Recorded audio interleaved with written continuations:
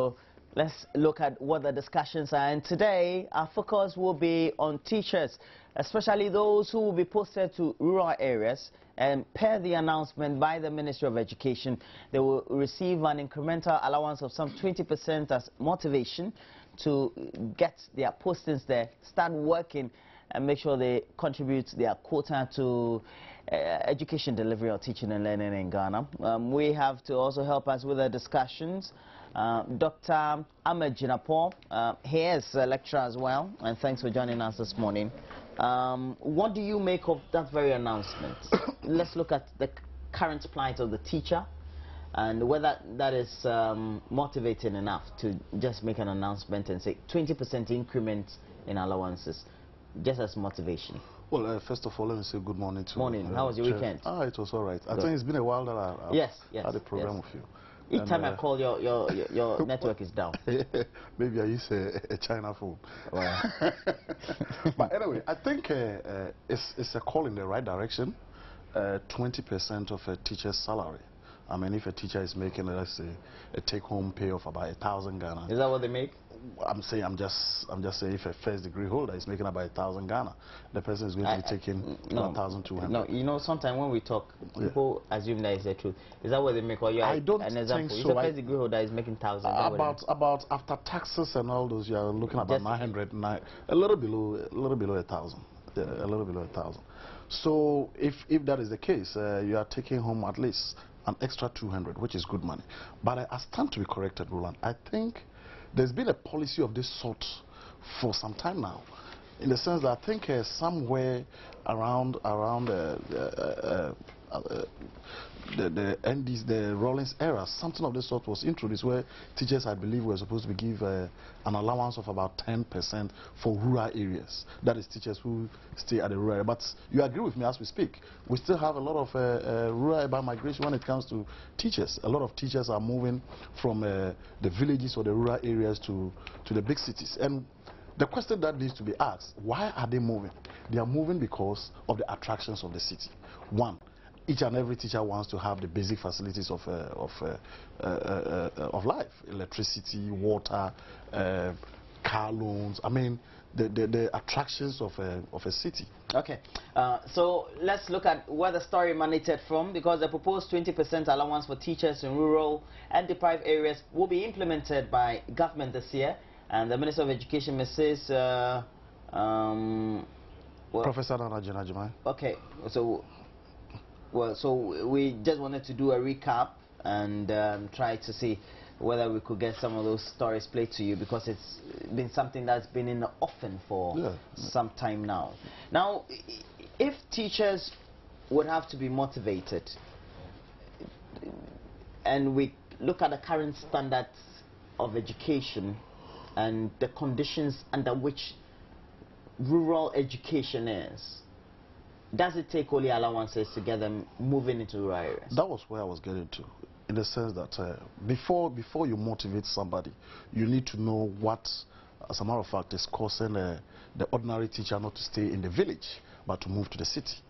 And I believe the Ministry of Education and the Ghana Education Service would have done a lot of research to arrive at this 20% increment.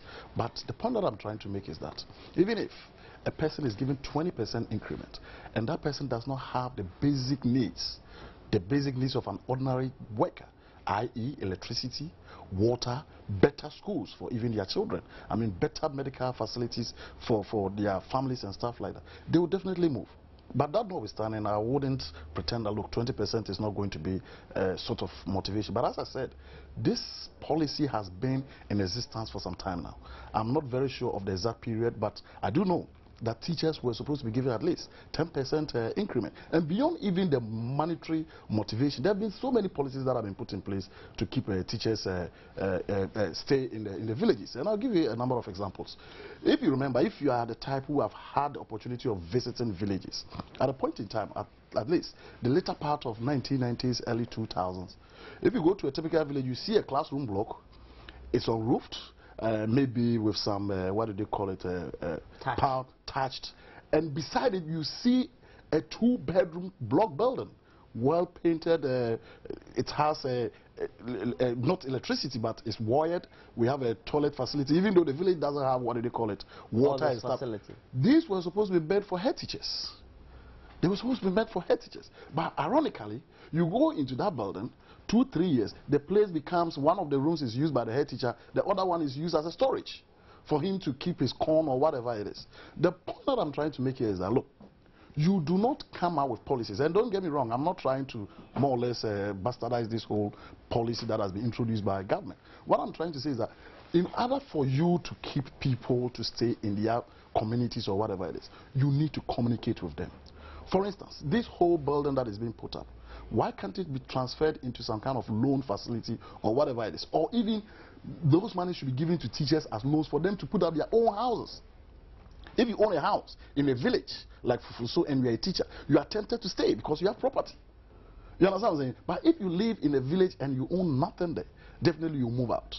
I mean, we had these policies that dealt with the digging of boreholes for communities. I mean, they even have solar lamps that were supposed to be distributed to teachers. And so there's been a whole array of policies that have been put in place. Currently, I think the present government has a policy where we have a program called Untrained Teachers Diploma Program, where, quote unquote, people, teachers in various rural communities get the opportunity to go to the various training colleges when they are on vacation to do a model program. Then they are upgraded. But the challenge is that even when these people teachers graduate, there's always a difficulty in putting them onto the, what do they call it, the salary structure of the Ghana Education Service, or giving them what they call a teacher's registration number and stuff like that. So I think the whole concept of rural motivation of rural teachers is a complicated issue. And Roland, let's ask ourselves, what constitutes a rural community? My place, Bupe, 5-6 years ago, did not have electricity, maybe did not have running water, did not have a hospital. Today, Bupe has electricity, it has running water, and it has some form of a clinic. Would that be classified as a village? You go to Fufuso Junction, which beyond all reasonable doubt is a village. But today, they have been hooked to what? The national grid. They are going to get electricity. I mean, are you going to say a teacher teaching there who has access to Tamale? I mean, he can just... So I think even coming out with the modalities of defining who a rural teacher is something that is going to be complicated. But I think it should not be a matter of just a policy on paper, but government will have to practicalize it. Very soon we'll be speaking to Enzo Kabunu, who is the Vice President of NAGRAT. We would want to find out from him how important this very policy is. And looking at the precedent that we've set as a country, whether he feels there's a commitment, he has a lot more confidence in delivering this very policy as we have it, as has been announced. Now, now we need to have a clear mind as to what the criteria is in saying which community is rural or not. Rural or not. The point is, there are certain physical signs that tend to give you indication that communities are tended to be rural or not rural, are tended to be countryside or not countryside community. So that should not be in doubt. The point is, in going forward, how do we make sure that we have adequate dialogue on such policies so that they are perhaps also accepted by all and sundry? As far as the stakeholder community is in education. But that's what I said. I do not know what went into the coming into being of this decision. I'm tempted to believe that government or policymakers definitely would have had some kind of consultation or dialogue, as you speak, with the various stakeholders when it comes to the education of this country. But at the end of the day, my point is that it's not just about monetary motivation. And get this right. When we talk of rural-urban movement, even with reference to teachers, it's not limited to Ghana. You go to advanced countries like the United States, they have that problem. And I can give you a typical example. I happen to have lived in a state called West Virginia. West Virginia, in terms of the economic standard of the various states in the U.S., is at the bottom. Most of the graduates move from West Virginia to either Maryland, to New York. And the big cities. The big cities. It's natural. Okay. Everybody would like to move to the big cities because of the attractions of the big cities. The but what access. what you try to do as a government is to, as much as possible, even not to curtail it entirely, you try to reduce it. And I'm tempted to believe that one of the policies or one of the measures to curtail that is this 20% increase. All right, we have two personalities who have joined us this morning on the lines, and so we'll be having a threesome discussion, so to speak. Well, so thanks for joining us. Mr. Angel Kabunu, you're supposed to have joined us in the studio, but we know that you've been engaged somewhere else, so you can't. So you have to spare us for in the next 20 minutes. You join us on phone. Okay. All right. And then Paul Krampa, you're also a PR consultant for the ministry. Did I get your position right, the Ministry of Education? Yes. Okay, thank you. How are you? It's been a while, sir. Hey, Roland, long time. Okay, so now let's talk education. Time, your ministry has been having this very dream of giving 20% incremental allowances to teachers, so then you can motivate them to go to rural areas. Is there a new policy at all? Oh, no. It is a policy that has been on the drawing board for a very long time. It could not be implemented because of the introduction of the single spine salary structure. You know, we're actually at the verge of implementation when this program actually started. I'm talking about the single spine salary structure project. So because of that, it has not been implemented. But we are actually in talks with the Fair Wages Salary Commission. You know, it's an allowance, and it's under the category 2 and 3 allowances. So we are in talks with them, and as soon as we get the green light, it will be implemented. Now, we have identified about 6 to 75 districts all over the country where we want our teachers to actually go. And then those who decide to go to those areas, they'll be the beneficiaries of the single spine salary structure. I mean, they'll be the beneficiary of the special allowance that we are trying to introduce. In what form would the allowances be? Would it be a percentage or a ratio of what they earn currently? Yeah, it's going to be a percentage of what they earn currently. To be a percentage of what they earn. Mr. Kabunu, looking at what your rank and file earn currently, 20% of it, do you think that is incremental enough to motivate somebody who, let's say, is already teaching somewhere in Dodowa or Adenta to be posted to somewhere in Fofosu, so to speak? Well, let's put this thing in a proper perspective. During the era of Madame Betty Mood Idrisu as Minister of Education, a research was conducted to identify areas in this country that are termed deprived areas where teachers and other workers are reluctant to go.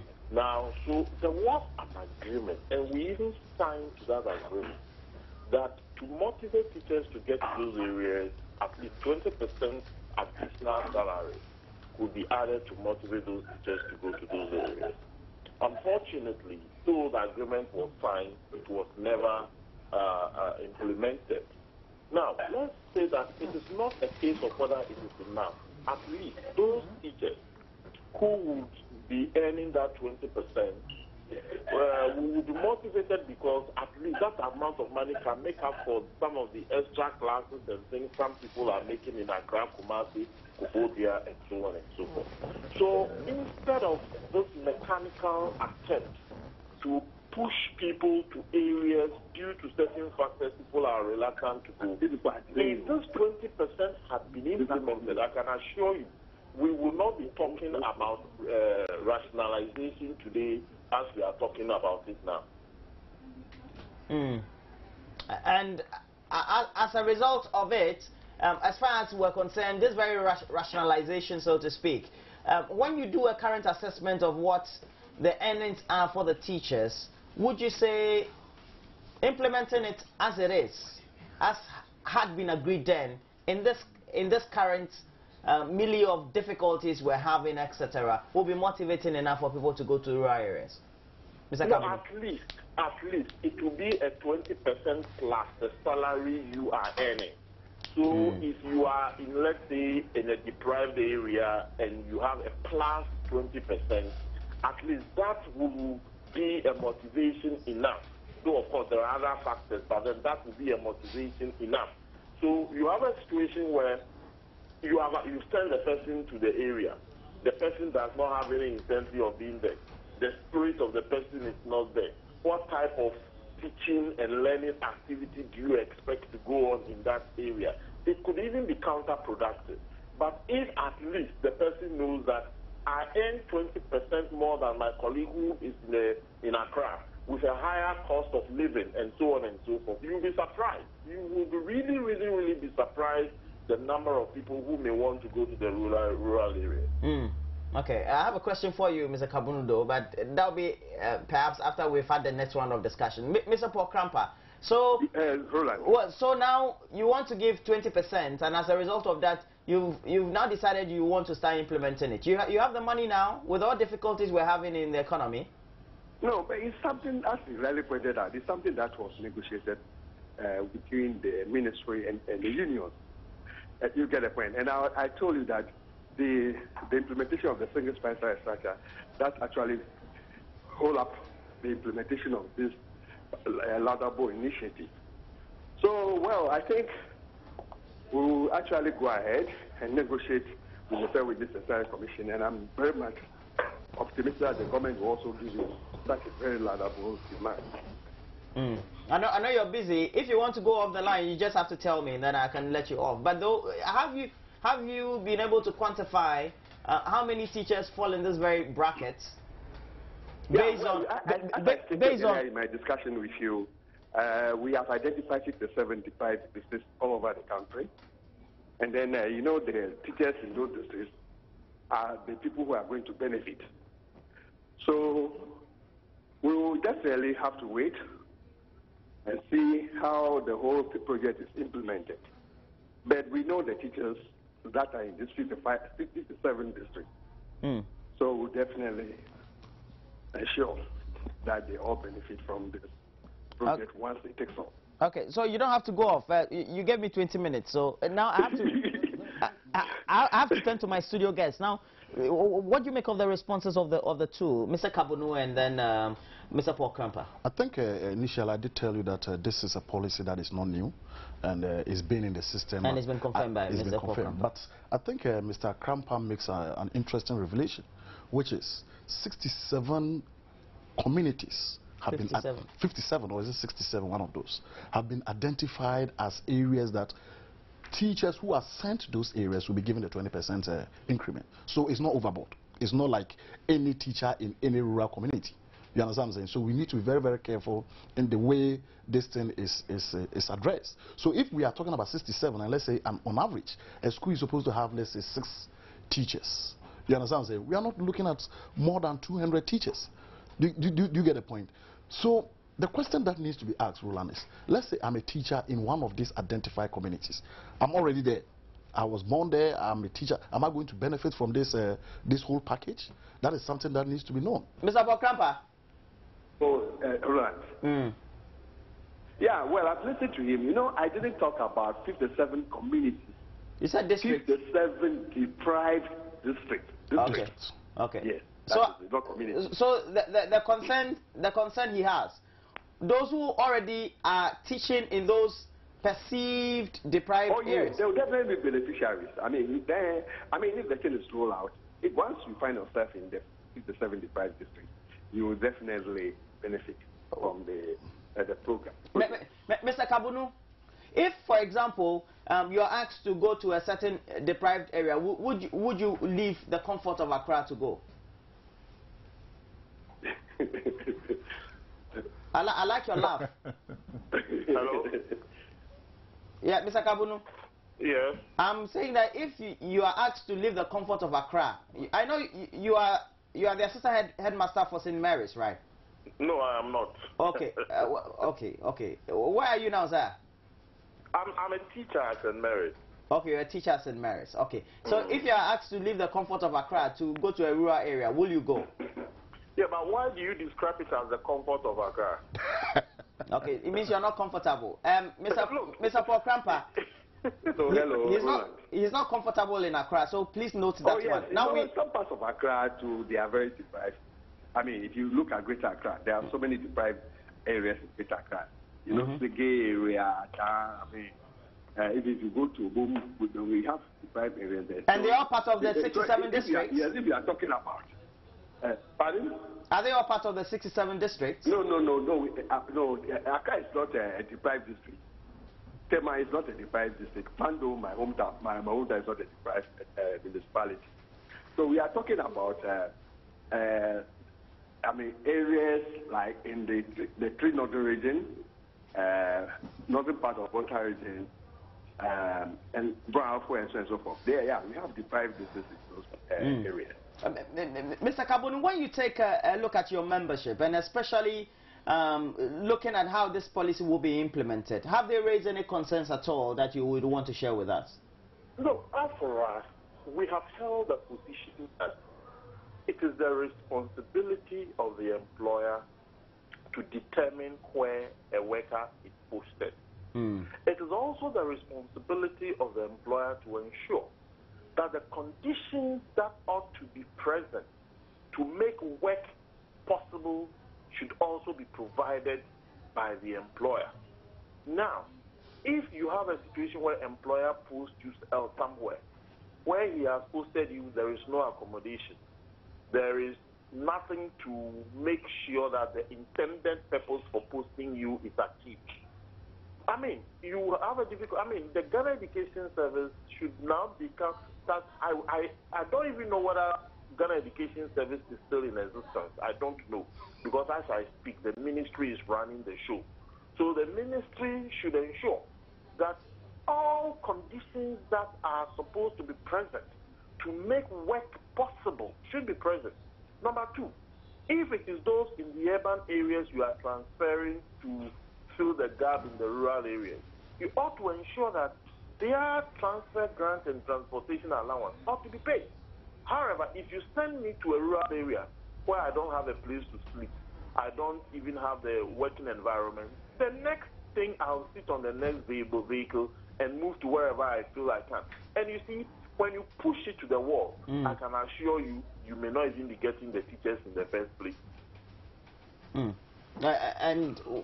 Yeah, I think I agree with Mr. Angel. But before then, I think there's this impression that needs to be corrected. The PRO for the Ghana Ministry of Education, right?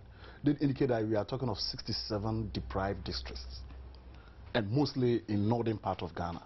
I do not think anybody within the districts, let's say if Damango, for instance, is described as is it Damango? No, West Gunja is described as a deprived district. I don't think if you live in Damango Township, you'll be classified as somebody teaching in a rural area. We are looking at places like Kong and all those issues. But you see, Roland, the point is this. You agree with me that this policy, one way or the other, was implemented with medical doctors. We have a policy where medical doctors who go to rural areas, quote and unquote. And when we talk of rural areas, we are talking of district capitals. You'll be given some kind of motivation allowance, but still we have a problem. I think that in as much as this policy, even though it's not implemented, and what we are doing is to have a discourse as to how it can become useful and beneficial in trying to attract teachers to the rural areas, we should also concentrate on indigents who live in the rural areas and who probably are even people teachers. I happen to have been a people teacher teaching in my community. You understand? Why can't you upgrade me? Because already there's that connection between myself and my community. You ask Angel whether he'll be ready to go to a rural area. He couldn't give you an answer. And the reality on the ground is that he wouldn't. You can give him 50% increment because the attractions of the city. I mean, we are talking of good medical health. We are talking of internet connectivity. We are talking of even the networking. These are things that people are ready not to sacrifice. So in as much as this is a good policy, I do not think in itself is going to solve the problem. There needs to be a holistic approach. We have people who work in the villages, people who are indigents. When I lived at Fufu, so we had a teacher called Teacher Abbas. Teacher Abbas had been teaching there ever since, and he's still there. You understand? So somebody like that? No, somebody like that moves. His whole worldview is Fufu, so that is where he grew up. That is where he is. He's been a teacher. I mean, so why can't you upgrade those people? Why can't you identify people within the community who are promising, who may be lacking certain grades to go to the university or secondary school because of, number one, their condition, where they started from. They started from a village school where they did not have teachers. They could have done better if they had the opportunity to be in Accra. So why don't you identify them? Give them some kind of training. You understand? Then at the end of the day, they would come back and stay. But when you want to move somebody like Roland to go to a place like Nyangurupe to go and teach, he wouldn't. You can give him 50%. Yes, Roland. So how do you hope to select the teachers, perhaps from would be non-deprived areas to deprived areas? How would that go? How is it going to be fashioned out? You see, well, first of all, I would like to say my brother Angel said something that Ghana Education Service is not in the distance and the ministry is... Well, because he's worried. They are stakeholders. No. And the ministry... I want to state categorically that the Ghana Education Service is in existence. It's part of the 20 agencies under the Ministry of Education. And the Minister does run the show at the GES. Now, talking about the issue, now, as I stated, already we have a program in place that actually is meant to entice teachers to deprived areas. We call it the district sponsorship package. Now, what normally happens is that when a teacher, teacher trainee, enters the College of Education, he gets endorsement from a district. You get a point. So the whole idea is that upon completion of the course, the person goes back to that district to work. Now, what we are trying to do is just to supplement the existing program that has been put in place to entice teachers to take up teaching appointment in deprived areas. So definitely, if, let's say, the project is implemented, if you decide to go and teach in a very deprived area, then it means you'll be considered. You get the point I'm making. You'll be considered. Mr. Krampa, the concern that the stakeholders are raising is that perhaps nobody will willingly decide to go and teach in a rural area. So beyond the 20% motivation, what else will be motivating enough? Oh, no, we have this special accelerated promotion for teachers in very deprived areas. When you find yourself in a very deprived area, when you are due for promotion, you are considered. Now, we also have a program whereby teachers, who are teaching in deprived areas are the first group of people who are considered for steady leave with pay. So those ones are already there. Okay. Mr. Kabunu, does it work? That the 20% or the current policy of promoting teachers, does it work? Yeah, you see, I asked the question whether the GES is still in existence because, you see, it looks as if the people mandated to implement these things are in a state of comatose, and the ministry seems to be responding to the queries, and the professionals are there. Because I know that if stakeholders within the Ghana Education Service sit down, we can come up with modalities because we are people on the field, and we will know what to do to motivate teachers to be in the rural areas. But unfortunately, it is the ministry that is attempting to implement policies. They initiate policies and then they implement the policies themselves. Look, this issue of steadily with pay, it is a very strong motivating factor. But then maybe we have certain shortfalls that is creating problem with this policy. Then there was also another suggestion to talk about promoting people. For example, if you are in the urban areas and you are supposed to take 4 years to be promoted, then someone who is in the rural areas could take 3 years to be promoted. Who does not want to become a senior quickly in any service? And then, of course, the 20% Mr. Krampa talked about. So these are some of the issues that we could look at. But then you need to sit down and do a very thorough research and study. Look, when we talk about rural areas, who does not want peace? But then you will be surprised that even there are certain areas where the conditions to teach and learn does not even exist in the first place. It is not about to say that go to rural area, go to rural area. The conditions do not even exist in the first place. So we are saying, this is our position, we are saying that We have stakeholders in the Ghana Education Service. Give those issues to Ghana Education Service. Resource the Ghana Education Service. Let the Ghana Education Service sit with the various stakeholders and come out with a workable modality. And let's see whether within 6 months we will not be seeing the back of this problem. Now, Dr. Janapo, how would it work, and is it practicable that somebody is posted to a rural area, is supposed to teach under a school that is under a shed, or teach in a school that is under a shed? The community doesn't have electricity. Well, perhaps maybe there's water supply through the borehole, etc. The access road to the community is bad. Would that be motivating enough beyond the 20%? I think definitely not. Definitely not, in the sense that, as I think Angel rightly put it, it's not just about the money, but even the conditions of service at where you work.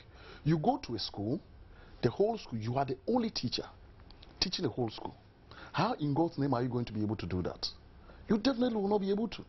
As Mr. Krampa rightly put it, there are a number of policies that are supposed to motivate teachers, such as the accelerated teacher promotion program for rural teachers. But the truth of the matter is that those policies are not in, I don't know how to put it, they are not in use. You find it very difficult to, even as a teacher from a place like Kum, to get access to even your coordinating, is it a second supervisor or whoever it is, not to talk of even submitting your letter for promotion. There are policies that are in place, but the unfortunate thing is that most of these policies are not put into practice. This whole 20% increment, I hope and pray that it doesn't become an issue of political debate. Because why am I saying this? We are talking of 20%. What are the modalities for the selection of those communities? You select 3 northern regions, right? You add Upper Volta. Somebody somewhere in western region, somewhere around Enche, with the same conditions as a town in called Kum, will say, how come my community is not selected, but this place is selected? You understand what I'm saying? You have the same conditions of a community in a place like Ashanti region, and even in Greater Accra. The fact of the matter is, when we talk of Greater Accra, it's not just Accra as a town. There are some places that are more, I don't know how to put it, the conditions there. They are as rural as any other community in Boahafo or even Upper West. So I think we need to be very, very careful. I hope the debate should go on. I think the various stakeholders who are involved in the educational development of this country have to be very much involved. It should not be seen as a position that is coming from the top. If you listen to the vice president for NAGRAT, he made mention to the fact that, look, it looks as if Ghana Education Service is non-existent. I don't want it to be that way. I want there to be consultation.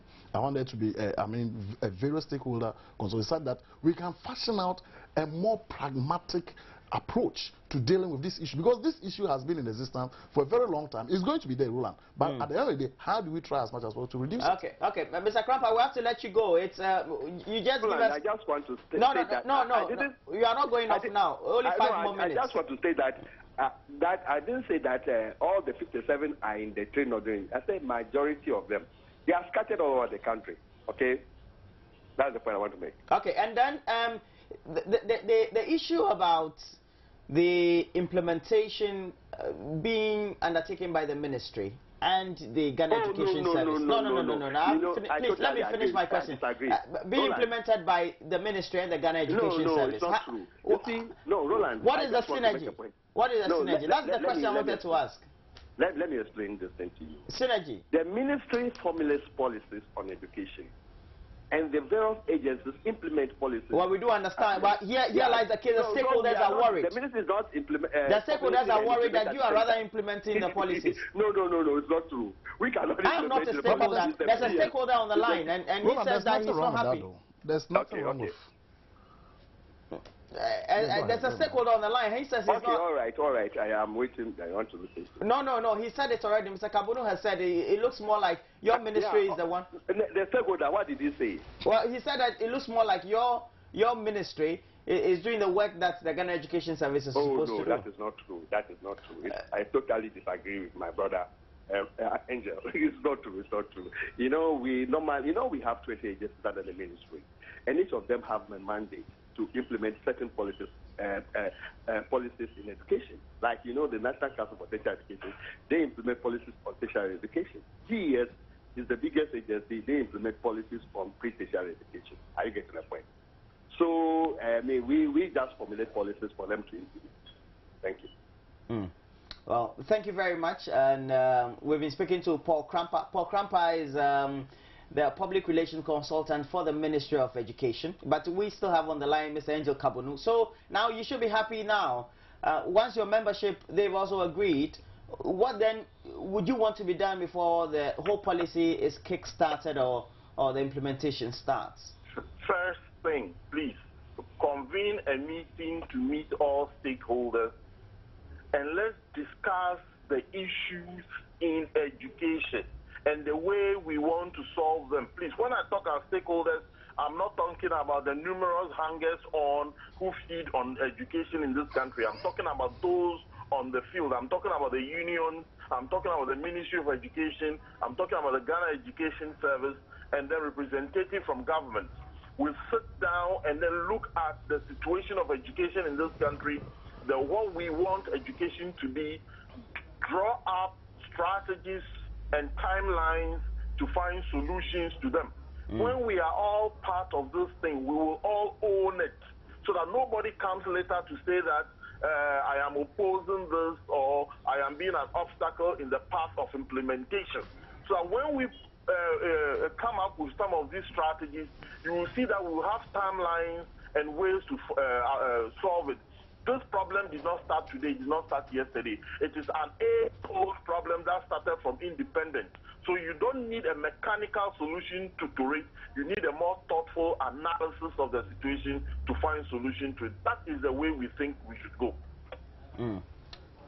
Well, I think I agree with him, but I think, Roland, let's ask ourselves, when we talk of teachers at rural communities, you know very well that within our educational structure, we have the primary, the GHS, and the SSS. Mostly, SSS are in quote-unquote big cities, big towns. You talk of a town like Damango, Bupi. In most areas where you have secondary schools, they normally or usually have at least electricity. That is something that you can't do away with. So, what are we looking at? Are we looking at just primary schools? Are we looking at JHS? Does it extend to SHS?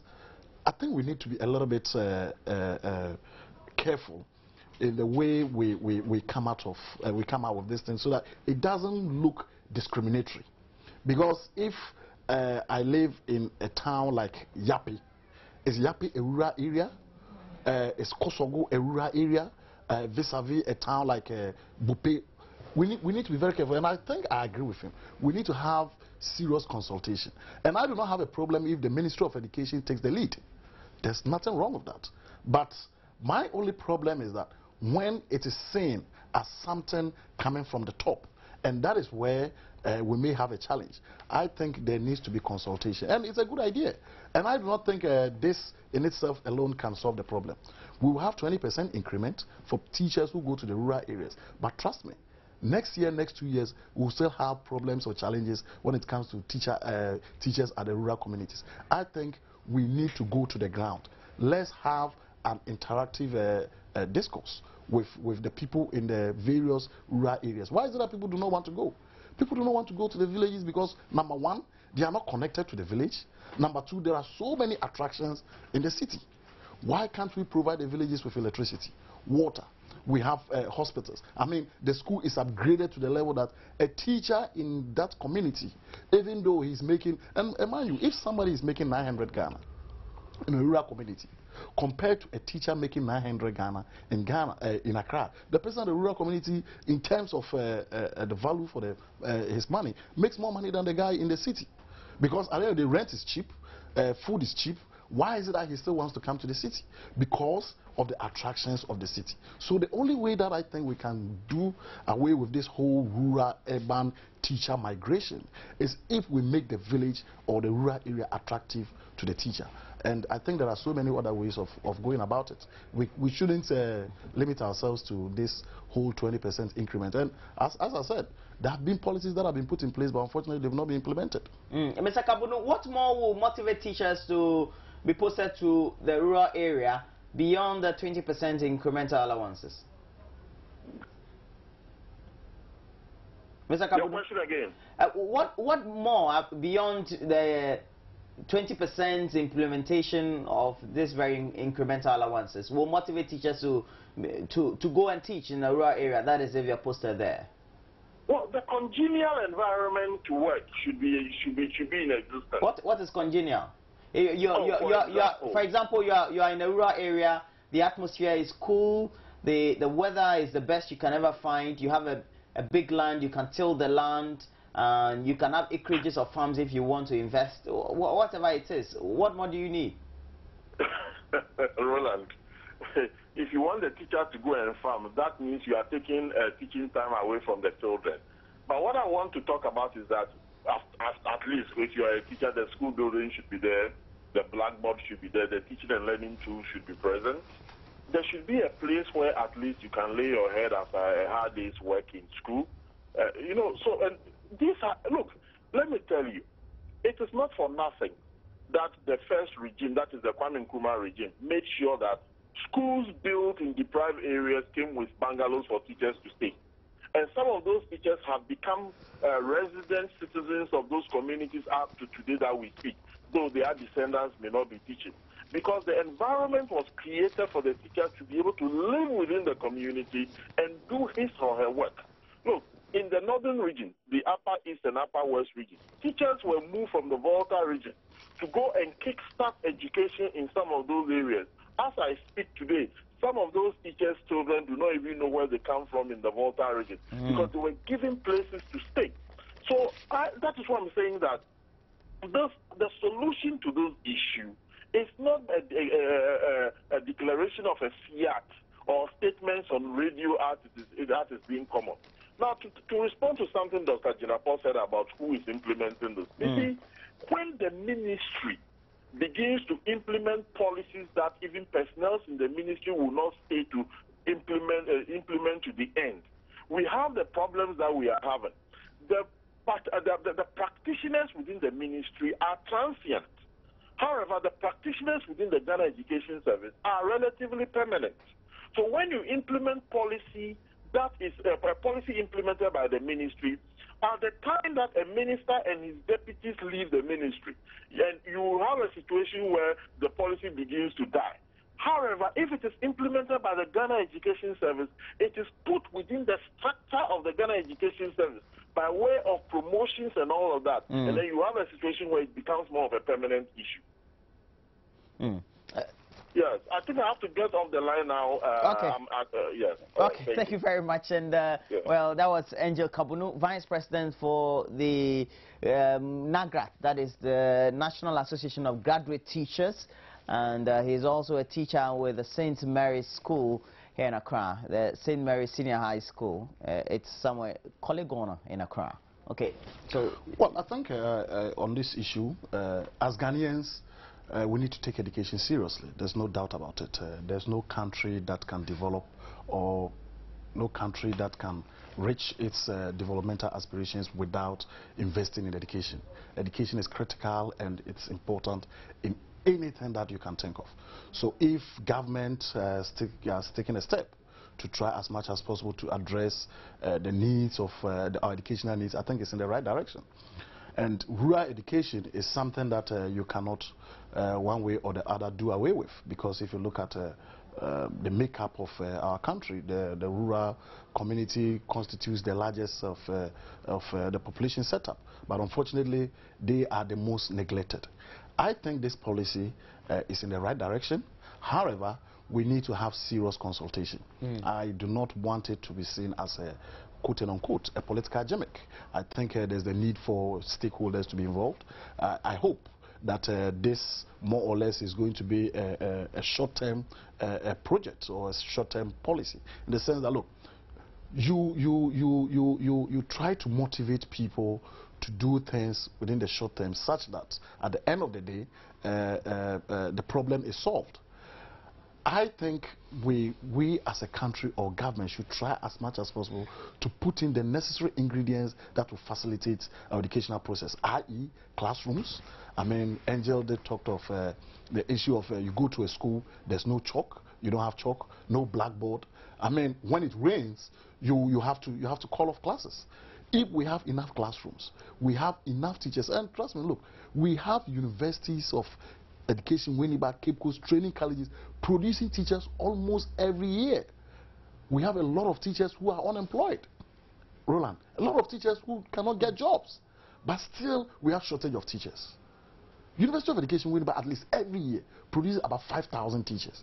Why can't we send them to what? To these rural communities? Today, as we speak, we have something called graduate unemployment. And yet we have what? Shortage of teachers. Why can't we send the various graduates to what? The rural communities? I think we need to have a holistic approach in addressing this issue. When it comes to rural urban teacher migration, it's something that has been in existence. It's not limited to Ghana. It's even in the advanced countries. It will continue. But if we put in the right policies, I think we'll be able to at least, if not curtail it, but at least to reduce it.